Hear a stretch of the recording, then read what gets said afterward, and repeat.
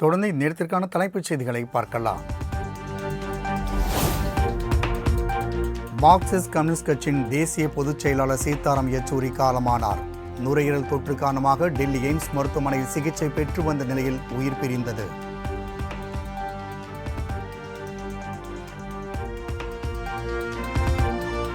CPM தேசிய பொதுச் செயலாளராக சுமார் 10 ஆண்டுகளுக்கு மேலாக பதவி வகித்தவர் யெச்சூரி. மேற்கு வங்கத்தில் இருந்து மாநிலங்களவை எம்பியாக இருமுறை தேர்வு செய்யப்பட்டு மக்கள் பிரச்சனைகளுக்காக குரல் கொடுத்தவர்.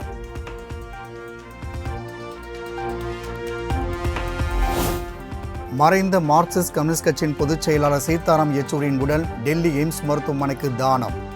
அதிகாரப்பூர்வமாக அறிவித்தது எய்ம்ஸ் மருத்துவமனை.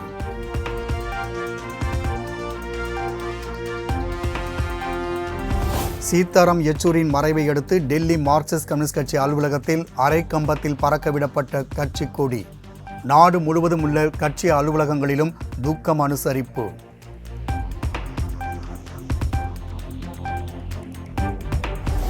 இந்தியாவின் சித்தாந்தத்தை பாதுகாப்பதில் மிகுந்த அக்கறை கொண்டவர் சீதாராம் யெச்சூரி என ராகுல் காந்தி பெருமிதம்.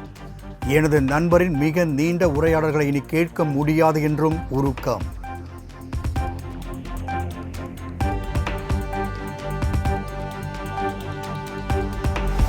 சிறந்த நாடாளுமன்றவாதியான சீதாராம் யெச்சூரியின் மறைவு தேசிய அரசியலில் பேரிழப்பு. குடும்பத்தினர், நண்பர்களுக்கு ஆழ்ந்த இரங்கல் என மேற்கு வங்க முதலமைச்சர் மம்தா பானர்ஜி பதிவு.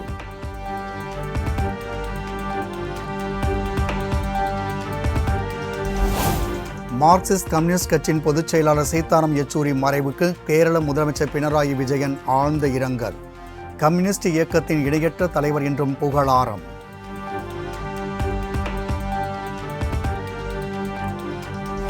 அக்டோபர் 2 மற்றும் 8ஆம் தேதி தமிழகம் வருகிறார் பிரதமர் நரேந்திர மோடி. ராமேஸ்வரம் பாம்பன் ரயில் பாலத்தை திறந்து வைக்க உள்ளதாக தகவல்.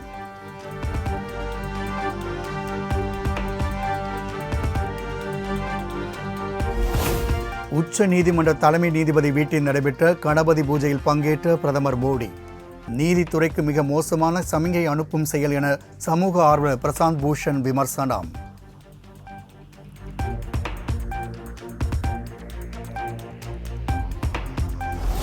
கோதாவரி ஆற்றில் வெள்ளப்பெருக்கு காரணமாக புதுச்சேரியின் ஏனாம் பிராந்திய மக்களுக்கு வெள்ள அபாய எச்சரிக்கை.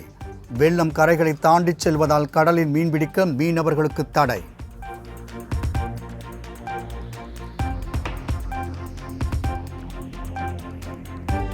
திருப்பூர் பரம்பொருள் அறக்கட்டளை அலுவலகத்தில் மகாவிஷ்ணுவிடம் 5 மணி நேரம் நீடித்த விசாரணை நிறைவு. ஹார்ட் டிஸ்க் உள்ளிட்ட முக்கிய ஆவணங்களை பறிமுதல் செய்ததாக தகவல்.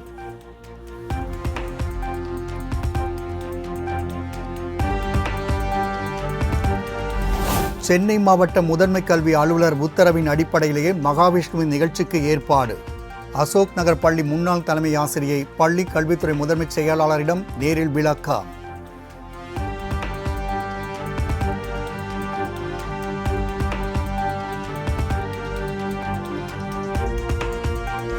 கூல் லிப் வகை போதைப் பொருளை நாடு முழுவதும் ஏன் தடை செய்யக்கூடாது? மத்திய மாநில அரசுகள் தரப்பில் உரிய விளக்கம் அளிக்க உயர்நீதிமன்ற மதுரை கிளை உத்தரவு.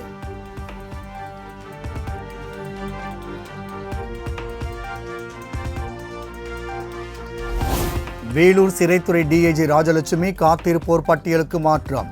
ஆயுள் கைதி சிவக்குமாரை தனது வீட்டு வேலைக்கு பணியமர்த்திய குற்றச்சாட்டில் தலைமைச் செயலாளர் நடவடிக்கை.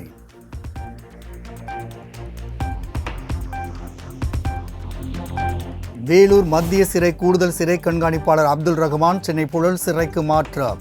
சிறையில் கைதி சித்திரவதை செய்யப்பட்டதாக எழுந்த புகாரை அடுத்து சிறைத்துறை டிஜிபி நடவடிக்கை.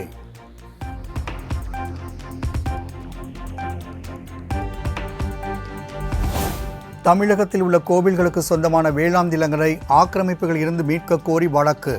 12 வாரங்களுக்குள் பரிசீலித்து நடவடிக்கை எடுக்க தமிழ்நாடு அரசுக்கு சென்னை உயர்நீதிமன்றம் உத்தரவு.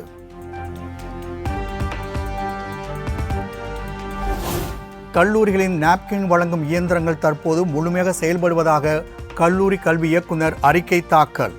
பள்ளிகளின் நிலவரம் குறித்து அறிக்கை தாக்கல் செய்ய பள்ளி கல்வித்துறைக்கு சென்னை உயர்நீதிமன்றம் உத்தரவு.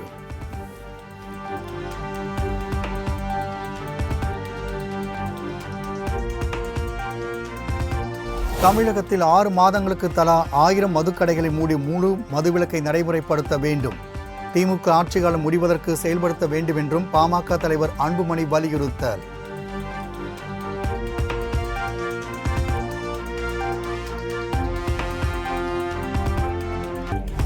மத்திய அரசிடமிருந்து சமக்ரா சிக்ஷா நிதி பெறுவது குறித்த அடுத்த கட்ட நடவடிக்கை மேற்கொள்ளப்படும்.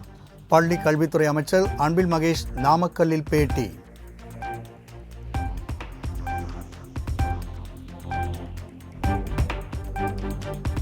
தமிழ் திரையுலகில் பாலியல் தொல்லை தொடர்பாக புகார் அளித்தால் நடவடிக்கை எடுக்கப்படும். தமிழ்நாடு செய்தித்துறை அமைச்சர் சாமிநாதன் உறுதி. உச்சநீதிமன்றத்தினுடைய வழிகாட்டுதலுக்கு அதற்கான ஒரு கமிட்டி இருக்கிறது. எனவே அவர்கள் அங்கே அது குறித்து அங்கே இன்னும் சொல்ல போனால் ஒரு மனோதத்துவ டாக்டர்கள் எல்லாம் இருக்கிறார்கள். அது குறித்து புகார் வருவது யாராக அதுக்கென தனியாக தொலைபேசி எண்கள் வழங்கப்பட்டிருக்கிறது. எந்த நேரத்திலும் அது குறித்து புகார் கொடுத்தால் அது குறித்து உரிய விசாரணை எடுக்கப்பட்டு வருகிறது, நடவடிக்கை எடுக்கப்பட்டு வருகிறது. விசா கமிட்டி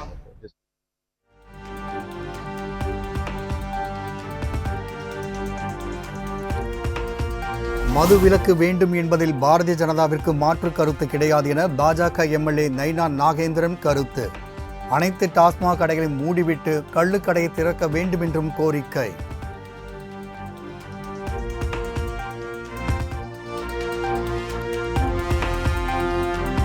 ஸ்ரீரங்கத்தில் ஆதார் மையத்தில் நீண்ட நேரமாக வரிசையில் காத்திருந்த பொதுமக்கள். அப்டேட் செய்ய இயலாது என அறிவிப்பால் அதிர்ச்சி.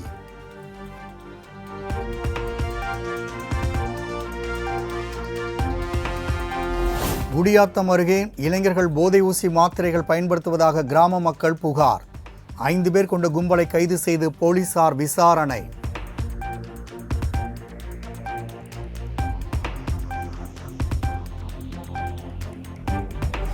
திமுக கூட்டணிக்கு முடிவு கட்டுகிறாரா திருமாவளவன் என முன்னாள் ஆளுநர் தமிழிசை சந்தேகம்.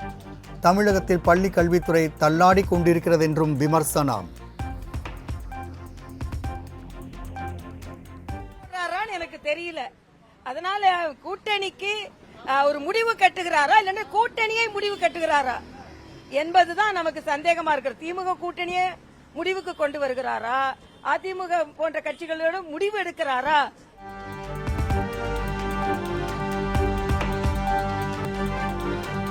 ஓணம் சிறப்பு பூஜைக்காக சபரிமலை கோவில் நடை நாளை திறக்கப்படும் என தேவசம் போர்டு அறிவிப்பு.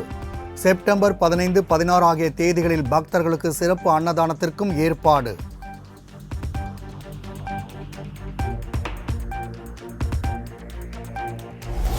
தமிழ்நாட்டில் மதுக்கடைகளை மூடுவதே முதலமைச்சரின் எண்ணம் என மதுவிலக்கு ஆயத்தீர்வைத்துறை அமைச்சர் முத்துசாமி பேட்டி.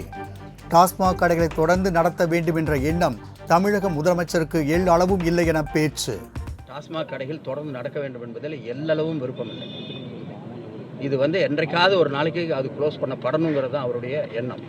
ஆனால் உடனடியாக அதை செய்தால் என்ன நிலைமை வெளியில் ஏற்படும் என்று எல்லோருக்கும் தெரியும்.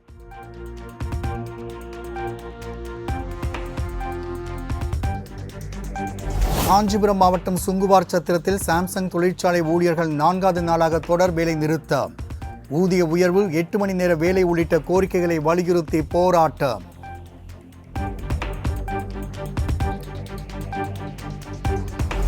கன்னியாகுமரி மாவட்டம் குலசேகரத்தில் உள்ள தனியார் ஹோமியோ மருத்துவக் கல்லூரியில் ஓணம் பண்டிகை நிகழ்ச்சி கோலாகலம். பாரம்பரிய நடனமாடி மகிழ்ந்த மாணவிகள்.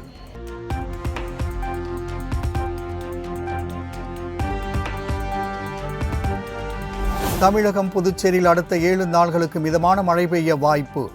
சென்னை நகரின் ஒரு சில இடங்களில் மிதமான மழைக்கு வாய்ப்பு உள்ளதாகவும் வானிலை ஆய்வு மையம் தகவல்.